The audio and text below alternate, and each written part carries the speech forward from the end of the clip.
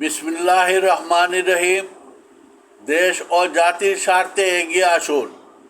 তরুণ যুব সমাজের নেতৃত্বে 5ই আগস্ট 2024 বাংলাদেশ নতুন করে বৈষম্যহীন গণতান্ত্রিক রাষ্ট্র হিসাবে প্রতিষ্ঠা পেল।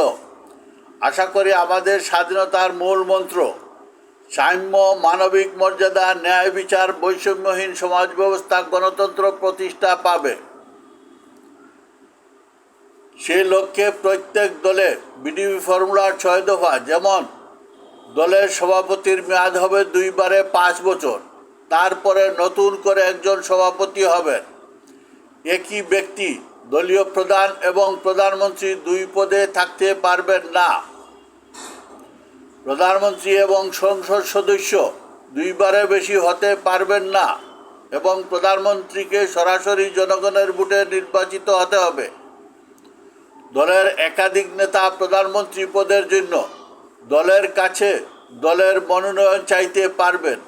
স্বতন্ত্র প্রার্থীর জন্য 1% ভোটারের সম্মতি স্বাক্ষর প্রয়োজন পড়বে না।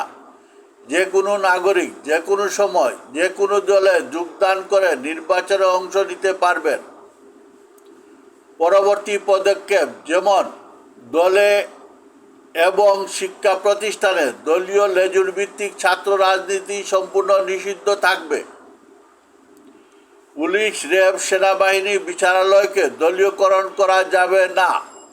দলের কোনো সন্ত্রাসী, চাঁদাবাজ, মস্তান রাখা যাবে না। দেশে কোনো প্রকার বৈষম্য সৃষ্টি করে নাগরিকদের মধ্যে বিভেদ সৃষ্টি করা যাবে না। পরিবারতান্ত্রিক দলকে নিবন্ধন দেওয়া যাবে না এবং দলের সদস্যদেরকে তৃণমূল থেকে সাম্য, মানবিক মর্যাদা, গণতন্ত্রের চর্চা করতে হবে। কথা এবং কাজে মিল রাখতে হবে। পাড়া মহল্লায় দলীয় সন্ত্রাসী, চাঁদাবাজ, পুলিশের চাঁদাবাজি, ঘুষ, দুর্নীতি সম্পূর্ণ বন্ধ রাখতে হবে। শামসুল আলম চৌধুরী, সুরমা ভাই, প্রতিষ্ঠাতা চেয়ারম্যান, বাংলাদেশ গণতান্ত্রিক দল, বিডিপি প্রণেতা, বিডিপি ফর্মুলা, রূপকার, বিডিপি ফর্মুলায় জাতীয় ঐক্য। ধন্যবাদ আপনাদের সবাইকে।